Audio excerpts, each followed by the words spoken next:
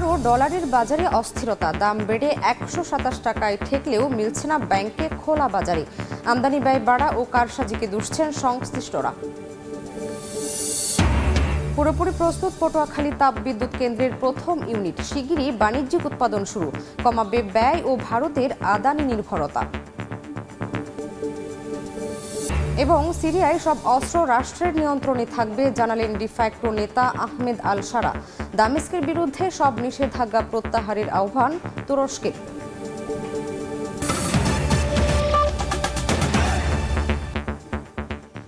সময় সংবাদের সঙ্গে আছি আমি শামিমা শাম্মী। আবারও ডলারের বাজারে অস্থিরতা, নির্ধারিত দরে খোলা বাজারে মিলছে না বিশ্বের প্রধান এই মুদ্রা। দাম বেড়ে ১২৭ টাকা ছাড়িয়েছে। ভ্রমণ বা ব্যবসার কাজে বিদেশ পাড়ি দিতে যাওয়া অনেকে পড়ছেন বিপাকে। রমজানকে সামনে রেখে আমদানি ব্যয় বাড়া, রিজার্ভ ধরে রাখতে কেন্দ্রীয় ব্যাংকের ডলার কেনা ও কারসাজির ফলে দাম বাড়ছে বলে মনে করছেন সংশ্লিষ্টরা।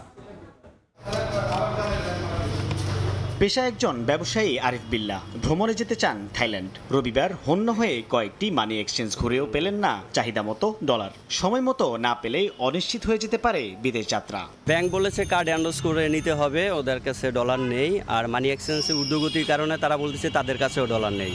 শুধু আরিফ বিল্লাহ নয়, এমন অনেকেই ব্যাংকে ঘুরেও পাচ্ছেন না ডলার। ব্যাংকে আসলাম কিন্তু কোথাও ডলার না পেয়ে পরে মানি এক্সচেঞ্জের এখানে এসে দেখি যে ওনারা ১২৭ টাকা ৩০ পয়সা করে যাচ্ছে। রাজধানীর বিভিন্ন মানি এক্সচেঞ্জ ঘুরে দেখা যায় ডলার ক্রয় ১২০ টাকা আর বিক্রয় মূল্য ১২১ টাকা লেখা আছে। তবে সর্বোচ্চ ১২৭ টাকা ৩০ পয়সাতেও বিক্রি হচ্ছে। নির্ধারিত দরের বেশি দামে ডলার বিক্রি প্রসঙ্গে সংশ্লিষ্টরা জানান, ক্রলিং পেগ থেকে বেরিয়ে যাওয়ার কথা শোনা যাচ্ছে। এতে দাম বাড়ার আশায় অনেকে হয়তো ডলার ধরে রেখেছেন। ক্রলিং পেগ রেট দেওয়ার মধ্যে আমরা ২১ টাকার মধ্যে সীমাবদ্ধ ছিলাম, তার আগে ১৯ টাকার মধ্যে সীমাবদ্ধ ছিলাম। সে সময় লেনদেন হয়েছে, কম বেশি ক্রাইসিস ছিল, সেটাও ওভারকাম করতে পেরেছি। কিন্তু এই মুহূর্তে এসে যে অস্থিতিশীল পরিস্থিতিটা সৃষ্টি হয়েছে, এটা সার্বিক। আপনি প্রয়োজনের তুলনায় যদি বেশি দিতে চান তাও তো আমার পক্ষে দেওয়া সম্ভব না। আমি দেবো কোথার থেকে? এটা তো আর আমি না পাইলে তো দেওয়ার প্রশ্নই ওঠে না। আগস্টে নতুন সরকার দায়িত্ব নেওয়ার পর আন্তঃব্যাংক ডলারের দাম ১২০ টাকায় স্থিতিশীল ছিল। তবে রমজানকে সামনে রেখে জুলাই অক্টোবরে বছর ব্যবধানে ১% বেড়েছে আমদানি ব্যয়। এদিকে রিজার্ভের পরিমাণ বাড়াতে ডলার কিনছেন কেন্দ্রীয় ব্যাংক। এর প্রভাবও পড়েছে ডলারের দামে। সাইফুল ইসলাম, সময় সংবাদ, ঢাকা। ভারতের আদানি নির্ভরতা কমাবে উৎপাদন শুরু করতে যাওয়া পটুয়াখালীর তাপ বিদ্যুৎ কেন্দ্র।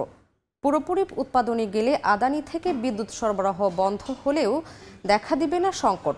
অন্যদিকে তেলের উপর নির্ভরতা কমিয়ে ব্যয় হ্রাস করতেও সহায়তা করবে বাংলাদেশ ও চীনের যৌথ উদ্যোগে নির্মিত এই বিদ্যুৎ কেন্দ্রটি। বিস্তারিত শিকদার জাবির হোসেনের রিপোর্টে, ক্যামেরায় ছিলেন তৌকিব পেদা। পটুয়াখালীতে নির্মিত ১৩২০ মেগাওয়াট ক্ষমতাসম্পন্ন আরএনপিএল তাপবিদ্যুৎ কেন্দ্র বাণিজ্যিক উৎপাদনে আসছে শিগগিরই। কেন্দ্রের একটি ইউনিট উৎপাদনের জন্য পুরোপুরি প্রস্তুত। চলতি মাসের মধ্যেই পাওয়া যাবে ব্যাকফিড। আগামী বছরের মার্চের প্রথম সপ্তাহে বাণিজ্যিকভাবে প্রথম ইউনিট এবং মে মাসের শেষ দিকে দ্বিতীয় ইউনিটের বিদ্যুৎ জাতীয় গ্রিডে যোগ হবে বলে জানায় কর্তৃপক্ষ। ১৩২০ মেগাওয়াট বিদ্যুৎ জাতীয় গ্রিডে দেওয়ার ফলে আমরা আশা করছি বাংলাদেশের সর্বমোট বিদ্যুৎ চাহিদার ১০% বিদ্যুৎ আমাদের আরএনপিএল এর এই বিদ্যুৎ কেন্দ্র থেকে সরবরাহ করা সম্ভব হবে। সংশ্লিষ্টরা বলছে, দেশের বিদ্যুৎ চাহিদা মেটাতে ভারতের আদানি পাওয়ারের কাছ থেকে উচ্চ মূল্যে বিদ্যুৎ আমদানি করতে হয়, যেখানে প্রতি ইউনিট প্রায় ১৫ টাকা খরচ হয়। কিন্তু আরএনপিএল বিদ্যুৎ কেন্দ্রের উৎপাদন খরচ হবে মাত্র ৯ টাকা। আর আদানির প্রায় সমপরিমাণ বিদ্যুৎ উৎপাদন করতে পারবে আরএনপিএল তাপবিদ্যুৎ কেন্দ্র, যার কারণে কেন্দ্রটি উৎপাদনে এলে আদানি নির্ভরশীলতা অনেকটাই কমবে। বিদ্যুৎ কেন্দ্র চালু হলে আগামী গ্রীষ্মকালে আমাদের লোডশেডিং এর পরিমাণ আমাদের অনেক কমে যাবে।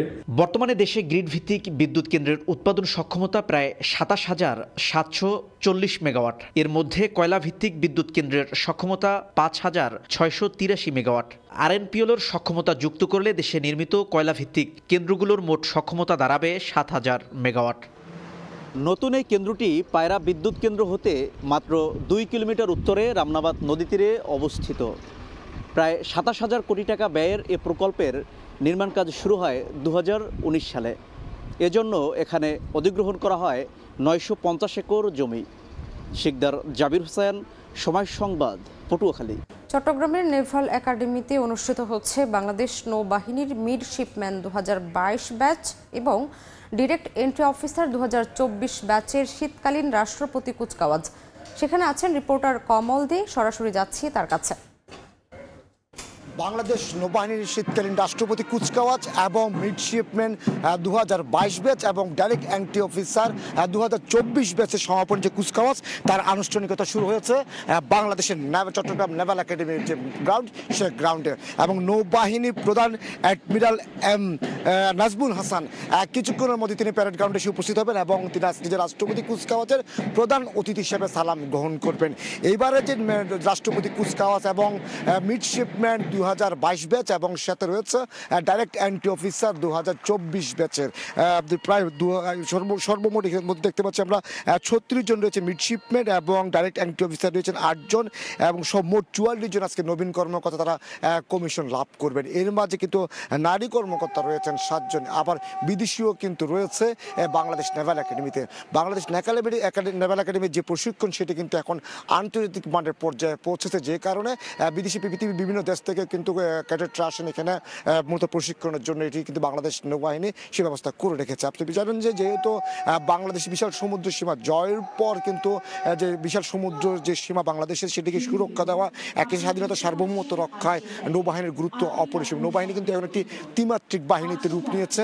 মূলত জানেন যে নৌবাহিনীর আগে বলা হতো শুধুমাত্র সামুদ্রিক যে পাহারা দেওয়া, তার না কিন্তু এখন স্বাধীনতা সার্বভৌমত্ব রক্ষা করে চলছে বাংলাদেশ নৌবাহিনী। এবং এই বাংলাদেশ নৌবাহিনীতে যেমন এখন বিমান যুক্ত হয়েছে এবং একই সাথে সাবমেরিন যুক্ত হয়েছে, তার নৌবাহিনীকে এখন একটি ত্রিমাত্রিক বাহিনী। আমরা দেখতে পাচ্ছি তিন বাহিনীর ঊর্ধ্বতন কর্মকর্তারা আজকের এই প্যারেডে উপস্থিত হয়েছেন। সেই উপস্থিত প্রক্রিয়া যেটি কিছুক্ষণ আগে আনুষ্ঠানিকতা শুরু হয়েছে এই নেভাল একাডেমিতে।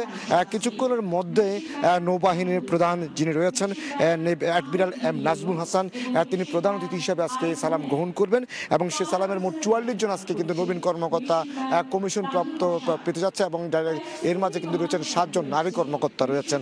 এবং আরেকটি বিষয় আমি যেটি বলি সেটি হলো আজকে যে কুচকাওয়াজ, সেই কুচকাওয়াজে ডাইরেক্ট অর্থাৎ যে সর্বোচ্চ যে সেরা চৌকস মিডশিপম্যান হিসেবে সোর্ড অফ অনার লাভ করেছে তহিদুর রহমান জয় এবং একই সাথে এবং আরও বেশ কয়েকজন ঊর্ধ্বতন যে নবীন কর্মকর্তা আজকে পুরস্কৃত হতে যাচ্ছেন। তো বলা চলে আজকের যে রাষ্ট্রপতি কুচকাওয়াজ, সেই রাষ্ট্রপতির কুচকাওয়াজের আনুষ্ঠানিকতা শুরু হয়েছে এবং যে কুচকাওয়াজের আনুষ্ঠানিকতায় সালাম গ্রহণ করবেন নৌবাহিনীর প্রধান অ্যাডমিরাল এম নাজমুল হাসান। এবং প্রথমে আমরা দেখতে পাচ্ছি 44 জন নবীন সেনা কর্মকর্তা আজকে কমিশন লাভ করতে যাচ্ছে, তার মাঝে 7 জন হচ্ছে নারী কর্মকর্তা। এখন পর্যন্ত আমার কাছে ছিল চট্টগ্রাম নেভাল একাডেমিতে রাষ্ট্রপতি কুচকাওয়াজ এবং 2022 মিডশিপম্যান এবং ডাইরেক্ট এন্ট্রি অফিসার 2024 ব্যাচের যে সমাপনী কুচকাওয়াজ চলছে তার সর্বশেষ। বড়দিন ঘিরে উৎসবের রং চট্টগ্রামের গির্জাগুলোতে। নানা আয়োজনের প্রস্তুতি খ্রিস্ট ধর্মাবলম্বীদের। যিশুর গোয়াল ঘর, ক্রিসমাস ট্রি থেকে শুরু করে প্রতিটি ঘরই সাজানো হচ্ছে আকর্ষণীয় সাজে। জমকালো আয়োজন অভিজাত এবং 5 তারকা হোটেলগুলোরও। নূরজামাল আতিকের ক্যামেরায় বিস্তারিত জানাচ্ছেন ফেরদৌস লিপি। বর্ণিল সাজে বন্দরনগরীর গির্জাগুলো। খ্রিস্টান ধর্মাবলম্বীদের সবচেয়ে বড় ধর্মীয় উৎসব বড়দিন উপলক্ষে তৈরি করা হয়েছে প্রতীকী গোশালা, যেখানে দেখা মিলে যিশুর মনোরম জন্মদৃশ্য। পাশে বর্ণিল সাজে সাজানো ক্রিসমাস ট্রি। বিশ্ব মানবতার কল্যাণ কামনায় গির্জায় গির্জায় প্রার্থনা দিয়ে শুরু হবে বড়দিনের আনুষ্ঠানিকতা। প্রস্তুতি শেষ গির্জাগুলোতে। 24 ডিসেম্বর রাত 9টা এবং রাত 12টায় 2টি মূল প্রার্থনার মধ্য দিয়ে শুরু হবে এই আয়োজন। আমরা প্রতি বছর অপেক্ষা করে থাকি দিনটার জন্য। বড়দিনে আমরা অনেক আনন্দ করি, ফ্রেন্ডসদের সাথে ঘুরি। সকলের মাঝে যেন সৌহার্দ্য আর ভ্রাতৃত্ব গড়ে ওঠে এমন বার্তা যীশু খ্রিস্টের জন্মোৎসবে। প্রার্থনা নিবেদন করি আমাদের প্রেমময় ঈশ্বরের কাছে এবং তার পুত্র যীশু খ্রিস্টের মধ্য দিয়ে আমরা ঈশ্বরের কৃপা আশীর্বাদ লাভ করতে চেষ্টা করি। বড়দিন উপলক্ষে ইতিমধ্যে নগরের অভিজাত ও 5 তারকা হোটেলগুলো সেজেছে বর্ণিল বাতি, সান্তা ক্লজ ও ক্রিসমাস ট্রিতে। উৎসবের দিন থাকছে জমকালো আয়োজন। বাচ্চাদের এই গেমসগুলোতে গার্ডিয়ানরা নিয়ে আসবেন, প্লাস সান্তা ক্লজ থাকবে। উইনার যারা হবেন সান্তা তাদেরকে গিফট হ্যান্ড ওভার করবেন। চট্টগ্রাম নগরীতে 15টির মতো গির্জা রয়েছে। বড়দিন উপলক্ষে প্রতিটি গির্জায় থাকবে বাড়তি নিরাপত্তা ব্যবস্থা। বিশ্বের সকল অশান্তি দূর হয়ে শান্তি সমৃদ্ধিতে ভরে উঠুক এই পৃথিবী। যীশু খ্রিস্টের দেখানো সত্য ও ন্যায়ের পথে চলুক মানব জাতি। বড়দিনে এমন প্রত্যাশা খ্রিস্টান সম্প্রদায়ের। ফেরদৌস লিপি, সময় সংবাদ, চট্টগ্রাম।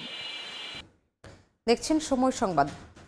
বিভিন্ন মামলায় জুনায়েদ আহমেদ পলক, সালমান এফ রহমান, আনিসুল হক সহ 11 জনকে আদালতে তোলা হয়েছে। এ বিষয়ে আরও জানাতে ঢাকার সিএমএম আদালতে আছেন রিপোর্টার মেহেদি হাসান। সরাসরি যাচ্ছি তার কাছে। জুনায়েদ আহমেদ পলক, আনিসুল হক এবং সালমান এফ রহমান সহ সাবেক সরকারের 9 হেভিওয়েট ব্যক্তি যারা রয়েছেন তাদেরকে কিন্তু আজ কোর্টে তোলা হয়েছে। আমরা যতদূর জানতে পেরেছি তাদের সবাই কিন্তু বিভিন্ন মামলায় তাদের গ্রেফতার চাওয়া হয়েছে এবং আমরা দেখেছি সকাল 9টায় কিন্তু তাদেরকে এখানে তোলা হয়েছিল এবং সময় 9টার পর তাদের ঘণ্টাব্যাপী এখানে আসলে সকলের বিরুদ্ধে কিন্তু আলাদা আলাদা অভিযোগে কিন্তু গ্রেফতার দেখানোর আবেদন জানানো হয়। গ্রেফতার দেখিয়ে কিন্তু তাদের বিরুদ্ধে শুনানি করা হয়। সেই শুনানি কিন্তু 10টা নাগাদ শেষ হয়েছে এবং 10টার পরে আমরা দেখেছি তাদেরকে কোর্ট থেকে কিন্তু আবারও নিয়ে যাওয়া হয়েছে। একটু জানিয়ে রাখি যে এর মধ্যে সাবেক আইসিটি প্রতিমন্ত্রী জুনায়েদ আহমেদ পলককে কিন্তু নিউ মার্কেট থানার নতুন একটি মামলায় কিন্তু গণহত্যার মামলায় কিন্তু তাকে গ্রেফতার দেখানো হয়েছে এবং মেজর জেনারেল জিয়াউল হাসান তাকেও কিন্তু মোহাম্মদপুর থানার নতুন একটি মামলায় কিন্তু গ্রেফতার দেখানো হয়েছে। একটু জানিয়ে রাখি যে বৈষম্য বিরোধী ছাত্র আন্দোলনের সময় আমরা যতদূর দেখেছি জুলাই মাসে কিন্তু যেই হত্যাকাণ্ড সংঘটিত হয়েছে তার সবচেয়ে বেশি ক্ষতিগ্রস্ত হইতে কিন্তু মোহাম্মদপুর এবং যাত্রাবাড়ি এলাকায়। আমরা যতদূর জানতে পেরেছি আজকে সবচেয়ে বেশি গ্রেফতার অর্থাৎ নতুন করে যে মামলাগুলো হয়েছে তার কিন্তু মোহাম্মদপুর এবং যাত্রাবাড়ি মামলায় কিন্তু গ্রেফতার দেখানো হয়েছে। একটু জানিয়ে রাখি মোহাম্মদপুর এলাকার যে সাবেক এমপি সাদেক খান তাকেও নতুন করে মোহাম্মদপুর থানায় গ্রেফতার দেখানো হয়েছে এবং সালমান এফ রহমান তাকে গ্রেফতার দেখানো হয়েছে যাত্রাবাড়ি থানা এবং সাবেক আইজিপি যিনি ছিলেন চৌধুরী আব্দুল্লাহ মামুন তাকে যাত্রাবাড়ি থানায় গ্রেফতার দেখানো হয়েছে এবং একটু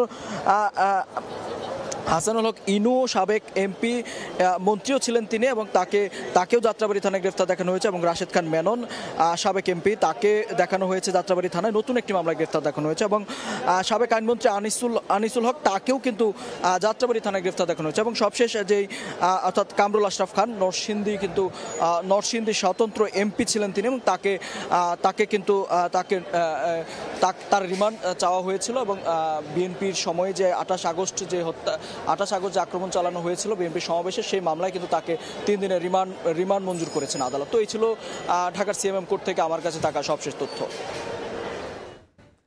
সরাসরি যুক্ত ছিলাম ঢাকার সিএমএম আদালতে। সরকারের বৃহৎ পরিকল্পনায় বরিশালে নির্মাণ করা হয়েছিল মৎস্য অবতরণ কেন্দ্র ও পাইকারি মৎস্য বাজার কেন্দ্র, কিন্তু আড়ত মালিক ও শ্রমিকদের কাছে জিম্মি হয়ে 14 বছর ধরে পরিত্যক্ত অবস্থায় পড়ে আছে বিএফডিসি। এতে বিপুল পরিমাণ রাজস্ব হারিয়েছে সরকার। বিস্তারিত অপূর্ব উপর রিপোর্টে। কীর্তনখোলা নদী তীরে বাঁধ রোড এলাকায় 1 একর 23% জমির উপর 1986 সালে নির্মিত বরিশাল মৎস্য অবতরণ কেন্দ্র ও পাইকারি মৎস্য বাজার কেন্দ্র, যেখানে রয়েছে 2টি বরফকল, মৎস্য বিপণনের বিশালাকার 2টি শেড, ওয়াচ টাওয়ার, 1টি জেট, 10,000 গ্যালন ধারণ ক্ষমতা সম্পন্ন পানি সংরক্ষণাগার, আড়তদারদের জন্য 32 রুমের দোতলা ভবন এবং গাড়ি পার্কিংয়ের জায়গা।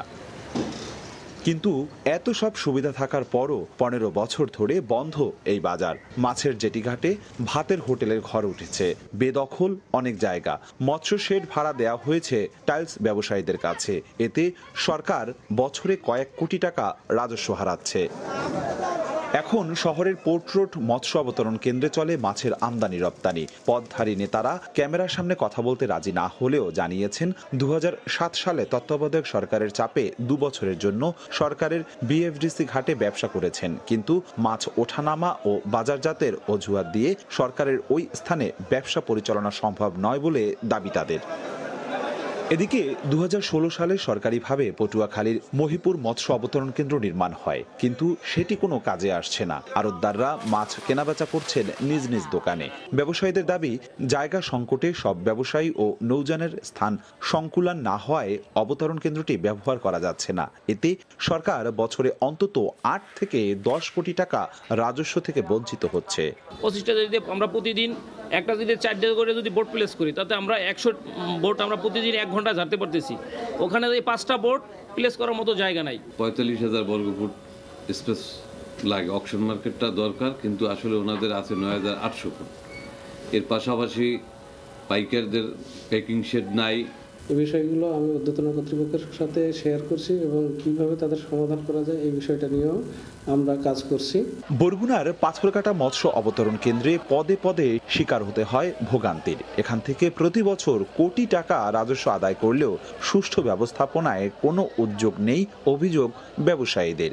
2 দশকেরও বেশি সময় ধরে বন্ধ অবতরণ কেন্দ্রের 2টি বরফ কল, নেই কোল্ড স্টোরেজ। এতে করে গড়ে উঠছে বরফ সিন্ডিকেট। তবে অবতরণ কেন্দ্রের কর্মকর্তারা জানান সংকট সমাধানে নেওয়া হয়েছে নানা উদ্যোগ।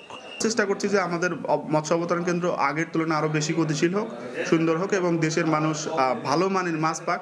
বরিশাল বিভাগের 6 জেলায় 5টি সরকারি মৎস্য অবতরণ কেন্দ্র রয়েছে। অপূর্ব অপু, সময় সংবাদ, বরিশাল। সমুদ্রে দিন দিন বাড়ছে অনুমোদনহীন নৌযান ট্রলিং বোট। এসব নৌযানে নিষিদ্ধ জাল ব্যবহার করে মাছ শিকার করায় মারা পড়ছে বিভিন্ন পোনা। গবেষকরা বলছেন, অগভীর সমুদ্রে ট্রলিং বোট দিয়ে মাছ শিকার করায় ধ্বংস হচ্ছে মাছের আবাসস্থল। সমুদ্রে মাছ শিকার শেষে বরগুনার পাথরঘাটার বিভিন্ন স্থানে নোঙর করে আছে অনুমোদনহীন ট্রলিং বোট। এসব নৌযানে নিষিদ্ধ জাল ব্যবহার করে মাছ শিকার করায় পোনাসহ মারা পড়ছে সব প্রজাতির মাছ। মৎস্যজীবীদের অভিযোগ, ট্রলিং বোটের মাধ্যমে নির্বিচারে মাছ শিকার করায় মাছের ঘাটতি দেখা দিয়েছে। ট্রলিং এমন একটা জিনিস যে ছোট ছোট মাছগুলো ধরা পড়ে। ট্রলিং এ যে পরিমাণে ঝাটকা ইলিশ নিধন করছে তাতে এত পরিমাণে ক্ষতিগ্রস্ত হচ্ছে যে আগামীতে সম্ভবত ইলিশ মাছ থাকবে না এদেশে। ট্রলিং এলারা আপনার মনকে মন টনকে টন মাছ আনিয়ে বেচা কিনা হয়, কোস্টগার্ডের নাকায় ডকাইতে আসে তাকে সামনে পড়ে না। নীতিমালা অনুযায়ী 40 মিটার গভীরতার কম পানিতে মাছ শিকার করতে পারবে না ট্রলিং বোট, কিন্তু এর তোয়াক্কা না করায় ভেস্তে যাচ্ছে উৎপাদন বৃদ্ধির জন্য সরকারের সব পরিকল্পনা। ফিশিং গিয়ার যেগুলো আছে সেগুলো তারা নিজেদের মতো করে মডিফাইড করছে, এটা আমাদের মৎস্য প্রজাতিকে ব্যাপকভাবে ধ্বংস করছে। এদিকে মালিকরা ট্রলিং বোট চলাচলের বিষয়ে রিট আবেদন দাখিল করায় কার্যকরী ব্যবস্থা নিতে পারছে না মৎস্য বিভাগ। আমাদের কিন্তু এরপর অভিযান অব্যাহত আছে, কিন্তু তারা আবার রিটও করেছে, তো যে কারণে 100% আমরা সফলভাবে কাজ করতেও পারছি না। সমুদ্রে দাপিয়ে বেড়ানো ট্রলিং বোটগুলোর মধ্যে বরগুনার রয়েছে অন্তত 50টি। সাইফুল মিরাজ, সময় সংবাদ, বরগুনা। মেঘনা নদীর ডুবোচর ও ঘন কুয়াশার কারণে মৌসুমের শুরুতে চরম নাব্য সংকটে পড়েছে ভোলা লক্ষ্মীপুর রুট। জোয়ার ভাটার উপর নির্ভর করে চলছে এই রুটের নৌযানগুলো। গন্তব্যে যেতে হচ্ছে প্রায় 13 নটিক্যাল মাইল পথ ঘুরে। নাসিরউদ্দিন লিটনের রিপোর্ট, ছবি তুলেছেন উৎপল দেবনাথ। লক্ষ্মীপুরের মধুচৌধুরীর ঘাটে যাওয়ার জন্য ভোলার ইলিশা ঘাট থেকে গাড়ি লোড করে জোয়ারের অপেক্ষা করছে বিআইডব্লিউটিসির ফেরি কাবেরী। নদীতে জোয়ারের পানি কিছুটা বাড়ার পর গন্তব্যের উদ্দেশ্যে ছেড়ে গেলেও মেঘনার উলানিয়া চ্যানেলে গিয়ে ডুবোচরে ফেরিটি আটকে যায়। শীতের শুরু থেকে এভাবেই জোয়ার ভাটার উপর নির্ভর করে চলছে ভোলা লক্ষ্মীপুর রুটের ফেরিগুলো। ভোলার ইলিশা থেকে লক্ষ্মীপুরের মধুচৌধুরীর ঘাট পর্যন্ত দূরত্ব 23 নটিক্যাল মাইল, কিন্তু নাব্য সংকটের কারণে সরাসরি চলাচল করতে না পারায় প্রায় 12 নটিক্যাল মাইল ঘুরে গন্তব্যে যাতায়াত করতে হচ্ছে। এতে দীর্ঘ সময় ব্যয় ও ভোগান্তির কারণে দিন দিন কমে যাচ্ছে পণ্যবাহী ট্রাক পারাপার। আর্থিক ক্ষতির মুখে পড়েছেন যাত্রী ও পরিবহন শ্রমিকরা। গত 2 দিন আগেও আছি, বাইজে রয়েছি মনে করেন 3-4 ঘন্টা, মানে আবার ওই জোয়ার আসে তখন আস্তে আস্তে হয়। পানি যদি জোয়ার বাটা নেমে যায়, পানি ফেরি খারায়া যায়, গাড়ি উঠতে কষ্ট হয়ে যায়। জোয়ার শেষ হয়ে গেলে পাস হইতে পারলাম না, 10-12 ঘন্টা আমার বসে দেখতে হয় নাব্যতা সংকটের কারণে। আসলে বিআইডব্লিউটি তাদের ড্রেজিং কার্যক্রমটা সুষ্ঠুভাবে সম্পন্ন করলে আমরা আমাদের সেবাটা সর্বোচ্চ মানে দিতে পারবো। এদিকে রহমত আলী চ্যানেল ও মধুচৌধুরীর খালে বছর জুড়ে ড্রেজিং কার্যক্রম চালাচ্ছে বিআইডব্লিউটিএ। যদি আমরা নাই করতাম তাহলে বন্ধ হয়ে যেত টোটাল। তো সাময়িক একটু মাঝে মাঝে ডিস্টার্ব হইলে আমরা ওটা কিন্তু স্টেপ নিচ্ছি এবং কি চলমান আছে কার্যক্রম। বর্ষা মৌসুমে ভোলা লক্ষ্মীপুর রুটে 5টি ফেরিতে প্রতিদিন 2 শতাধিক যানবাহন পারাপার হতো। নাব্য সংকটের কারণে বর্তমানে তা কমে 150 হয়েছে। নাসিরউদ্দিন লিটন, সময় সংবাদ, ভোলা। দেখছেন সময় সংবাদ। সিরিয়ায় সব অস্ত্র রাষ্ট্রের নিয়ন্ত্রণে থাকবে বলে জানিয়েছেন দেশটির ডিফ্যাক্টো নেতা আহমেদ আল সারা। বিদ্রোহী যোদ্ধারা দেশটির সেনাবাহিনীতে যোগ দেবে বলেও জানান তিনি। এদিকে সিরিয়ার বিরুদ্ধে সব নিষেধাজ্ঞা প্রত্যাহার করে নিতে আন্তর্জাতিক সম্প্রদায়ের প্রতি আহ্বান জানিয়েছে তুরস্ক। রোববার রাজধানী দামেস্কে তুরস্কের পররাষ্ট্রমন্ত্রী হাকান ফিদানকে স্বাগত জানান সিরিয়ার ডিফ্যাক্টো নেতা আহমেদ আল সারা। দুই নেতা নানা ইস্যুতে বৈঠকও করেন। পরে সংবাদ সম্মেলনে আহমেদ আল সারা ওরফে আবু মোহাম্মদ জোলানি দেশটির অন্তর্বর্তীকালীন সরকারের স্বরাষ্ট্রমন্ত্রীর নাম ঘোষণা করেন। একই সঙ্গে কুর্দি বিদ্রোহীদের কাছে থাকা অস্ত্রসহ সিরিয়ার সব অস্ত্র রাষ্ট্রের নিয়ন্ত্রণে থাকবে বলে জানান তিনি। দেশটিতে সংখ্যালঘুদের নিরাপত্তা নিশ্চিত করা হবে উল্লেখ করে সারা আরও বলেন, আগামীতে সেনাবাহিনীতে যোগ দেবে বিদ্রোহী যোদ্ধারা। সংবাদ সম্মেলনে সিরিয়ার উপর থাকা সব নিষেধাজ্ঞা প্রত্যাহার করে নিতে বিশ্ব সম্প্রদায়ের প্রতি আহ্বান জানান তুর্কি পররাষ্ট্রমন্ত্রী। সিরিয়াকে পুনর্গঠনে সবাইকে এগিয়ে আসার আহ্বানও জানান তিনি। এ সময় কুর্দি বিদ্রোহীদের সতর্ক করে বলেন, আগামী সিরিয়াতে ঠাঁই হবে না গোষ্ঠীটির। এদিকে সিরিয়ায় আসাদ সরকারের পতনের পেছনে যুক্তরাষ্ট্র ইসরায়েলের হাত আছে বলে অভিযোগ করেছেন ইরানের সর্বোচ্চ ধর্মীয় নেতা আয়াতুল্লাহ আলী খামেনি।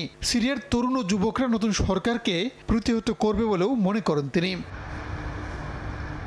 এর মধ্যেই সিরিয়ায় গেল 14 বছরে আসাদ সরকারের শাসনামলে হওয়া অপরাধের তদন্তে দেশটির নতুন প্রশাসনের সঙ্গে কাজ করছে জাতিসংঘের একটি প্রতিনিধি দল। তারা কারাগার, গণকবর পরিদর্শন সহ বিভিন্ন তথ্যপত্র খতিয়ে দেখবে।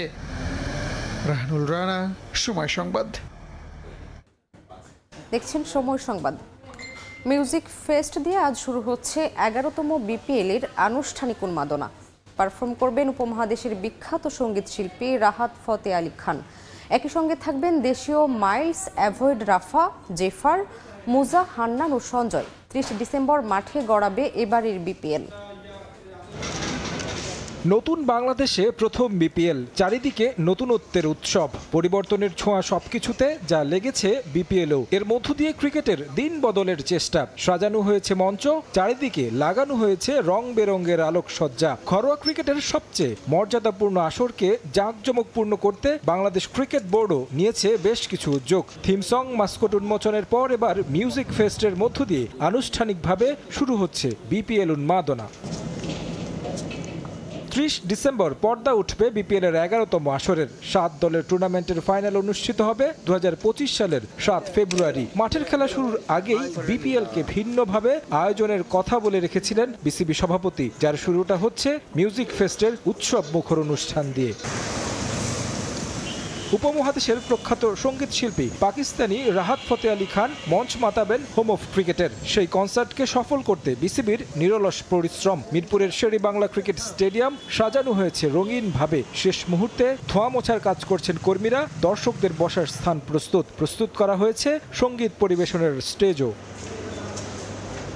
রাহাত ফতে আলী খান ছাড়াও হোম অফ ক্রিকেট মাতাবেন দেশীয় মাইলস, অ্যাভয়েড রাফা, জেফার, মুজা, হান্নান ও সঞ্জয়। দুপুর 2:30 থেকে খোলা হবে স্টেডিয়ামের গেট, আর কনসার্ট শুরু হবে বিকেল 4:30টায়। বিপিএল উন্মাদনা সবার মাঝে ছড়িয়ে দিতে কমানো হয়েছে টিকিটের মূল্য। প্লাটিনাম সর্বোচ্চ 8,000 টাকা, গোল্ড 6,000, সিলভার 4,000, গ্র্যান্ড স্ট্যান্ড 1500 এবং জুয়েল ও মোস্তাক স্ট্যান্ড 500 করে ধরা হয়েছে। মূল্য কমানোর পর এরই মধ্যে বিক্রি হয়ে গেছে সব টিকিট। ঢাকার পর একই ধারায় 25 ফেব্রুয়ারি চট্টগ্রাম এবং 27 ফেব্রুয়ারি সিলেটে অনুষ্ঠিত হবে মিউজিক ফেস্ট। এরপর 30 ডিসেম্বর থেকে শুরু হবে বিপিএল এর মাঠের উত্তাপ।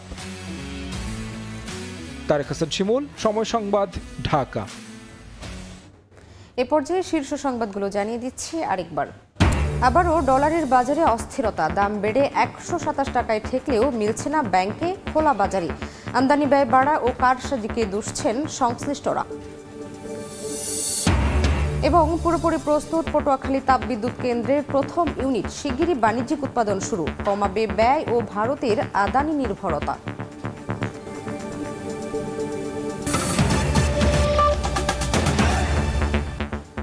এ ছিল সময় সংবাদে। সঙ্গেই থাকুন সময়ের।